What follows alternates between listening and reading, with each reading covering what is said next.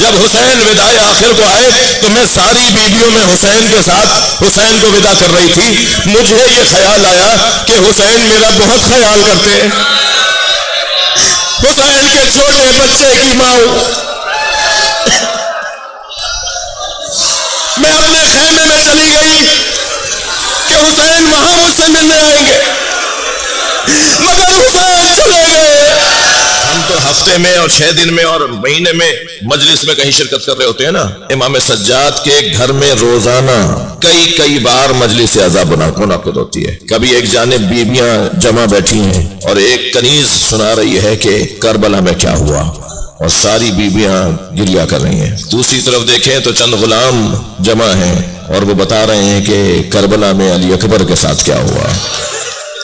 امام مسلسل آپ بلا مقایسہ عاشور کے دن اور کبھی چہلم کے دن کبھی کبھی ہماری یہ کیفیت ہو جاتی ہے، خاص شہادت کے دن کبھی کبھی ہماری کیفیت ہو جاتی ہے کہ آنسوؤں کا جریان ہو جاتا ہے. یعنی مجلس ختم ہوئے 1 گھنٹہ گزر گیا مگر آنسو نہیں روک رہے.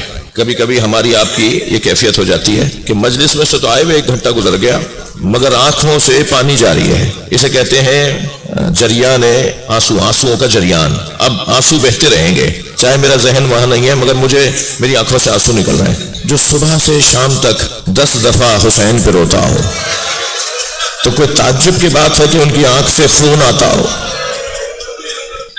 جو چند گھنٹے مسلسل روتا ہے نا اس کی آنکھیں سرخ ہو جاتی ہیں. اجرکم اللہ، اجرکم اللہ.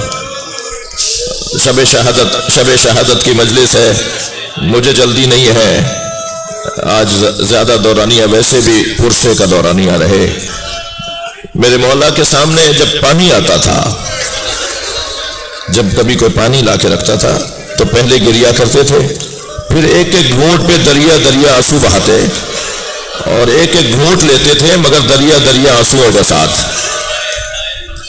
اور اگر کوئی کہہ دیتا تو فرماتے یہی پانی ہے جس کی خاطر میرے بابا نے سوال کیا تھا. اجرکم اللہ، اجرکم اللہ. آپ کی آوازیں بلند ہو رہی ہیں، جو جہاں بیٹھا ہے اپنی آوازوں کو آزاد کرے گا. جب آپ بلند آواز سے روتے ہیں ائمہ اہل بیت دعا دیتے ہیں. پانی کو دیکھ کر کھانا آ جاتا تھا تو کھانے کو دیکھ کر گریا کرتے تھے.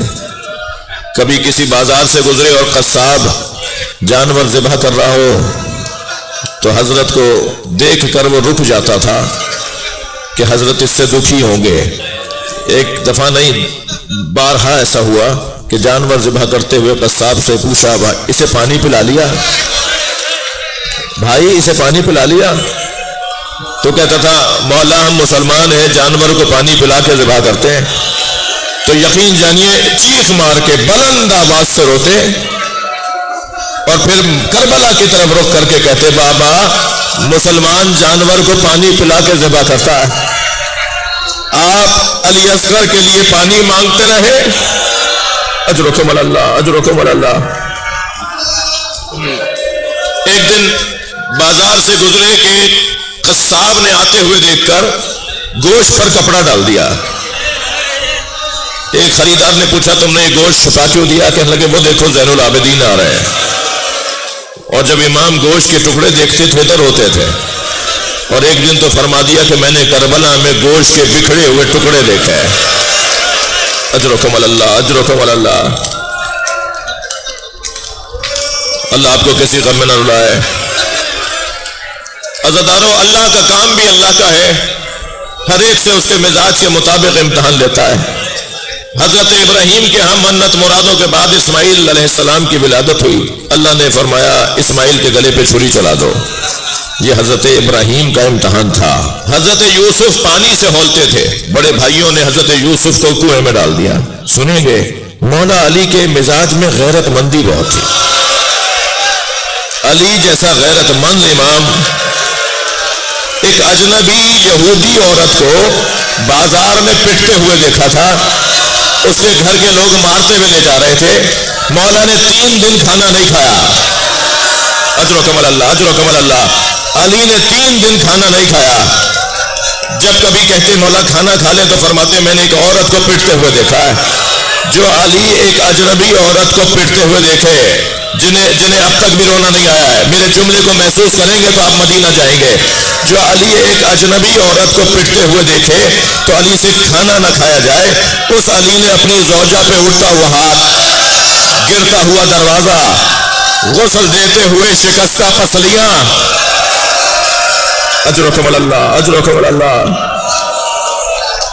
کیسے برداشت کیا ہوگا؟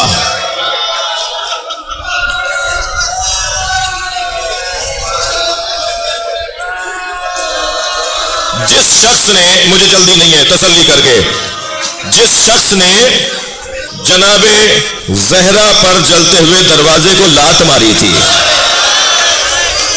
دروازہ آدھا جل گیا تو ایک شخص نے اپنے غلام سے کہا اسے لات مار کے گرا دے۔ تھکے نہیں، دروازے کے عقب میں جناب زہرا تھی، اس نے جب لات ماری ہے تو جلتا ہوا دروازہ بی بی پہ گیا ہے۔ مقتل کا جملہ ہے کہ اس دروازے میں لوہے کی کیل تھی جس نے سیدہ کی پسلیاں توڑ ڈالی۔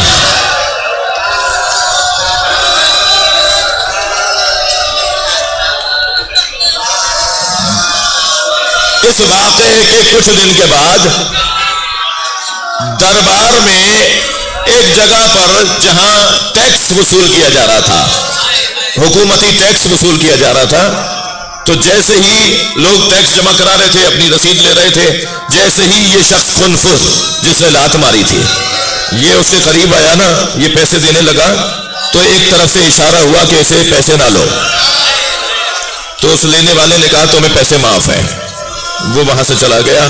تو سنیں گے مولا زارو قطار رونے لگے، مولا علی زارو قطار رونے لگے۔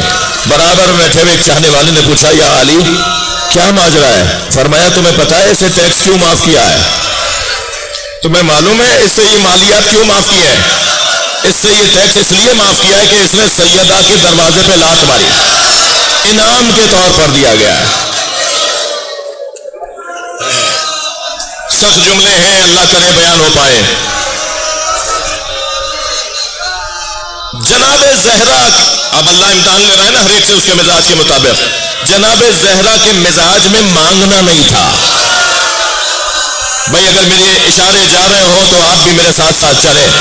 سیدہ کے مزاج میں مانگنا نہیں تھا، جو اپنے بابا سے کچھ نہ مانگے، جو اپنے شوہر سے کچھ نہ مانگے، اسے نبی کی وصیت ہے تمہیں بھرے دربار میں فدق مانگنا ہوگا۔ یہ جناب زہرا کا امتحان ہے۔ امام حسین کو پیاس بہت لگتی تھی۔ امام حسین دنیا میں آنے سے پہلے جناب زہرا اور پورے بنی ہاشم کو اس بات کا احساس تھا کہ یہ آنے والا جو بچہ ہے، ایک دن تو جناب زہرا نے فرمایا بابا یہ جو بچہ میرے ساتھ ہے یہ مجھے رلاتا ہے۔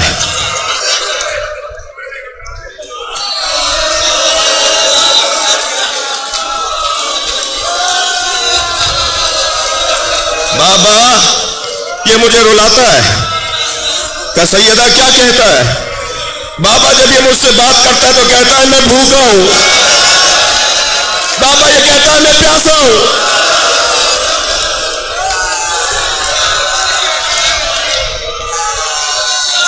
انا العطشان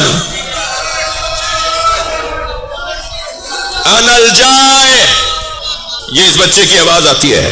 پورے بنی ہاشم کے خاندان کو معلوم تھا کہ حسین مولا کو پیاس زیادہ لگتی ہے۔ جناب زہرا نے بھی جب مولا علی سے وصیتیں فرمائی نا، ہر بچے کے بارے میں علیحدہ علیحدہ فرمایا، امام حسین کے بارے میں فرمایا میرے بچے حسین کے پانی کا خیال رکھیے گا، کہیں یہ پیاسا نہ رہ جائے۔ میں نے اپنی آنکھوں سے یہ روایت پڑھی کہ 2 قدم کے فاصلے پہ تھی جناب زہرا، جب امام حسین کو بھوک لگی تو نبی مکرم نے اتنا انتظار نہیں کیا کہ زہرا آ جائے، اپنا انگوٹھا امام حسین کے منہ میں دے دیا، نبی کے انگوٹھے سے دودھ نکلنے لگا، اور جب امام حسین پینے لگے تو فرمایا حسین یہ اللہ نے تمہارے لیے بنایا ہے، اور پھر جب پوچھنے پر فرمایا کہ میں نہیں برداشت کر سکتا کہ میرا حسین پیاس کی وجہ سے روئے۔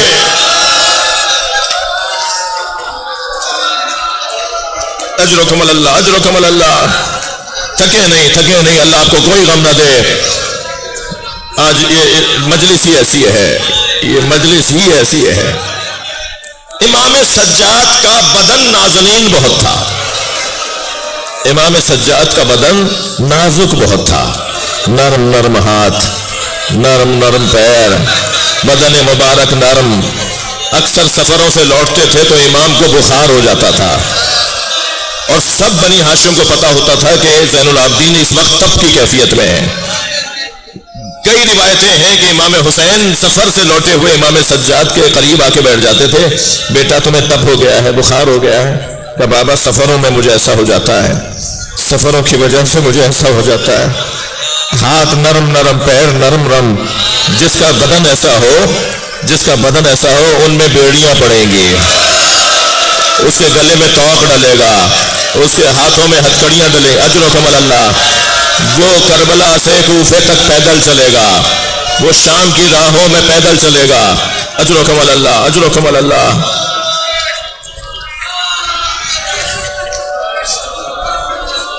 عزادارو، ایک روایت میں 2 دن سے سوچ رہا تھا، ہمت نہیں ہو رہی تھی پڑھنے کی، آج بھی میری ہمت نہیں ہے، مگر جب میں خود اس روایت پر سوچتا ہوں تو میرا حال غیر ہوتا ہے.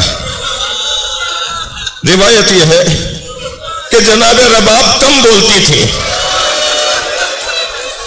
جناب رباب کے مزاج میں بولنا نہیں تھا.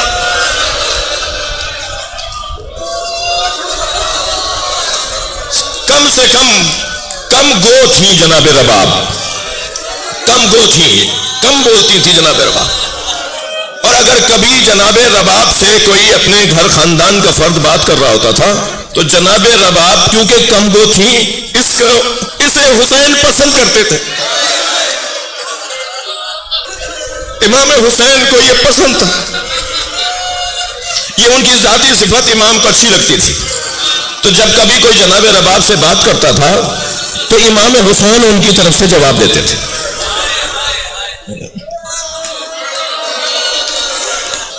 اب ہے کوفے کا دربار.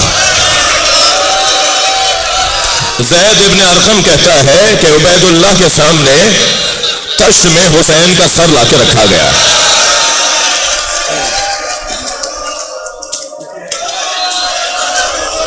زید ابن ارقم کہتا ہے کہ سر حسین لا کے رکھا گیا اور اس کا جب رومال ہٹایا گیا تو سب نے دیکھا، اجرکم اللہ، سب نے دیکھا کہ سر حسین تشت میں رکھا ہوا ہے.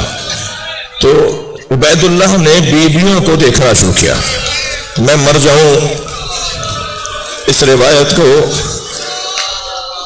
ہماری کسی بیوی کی طرف، ہمارے گھر کی عورت کی طرف کوئی اجنبی اگر دیکھے تو ہمارا حال غیر ہو جائے، ہم سے برداشت نہ ہو.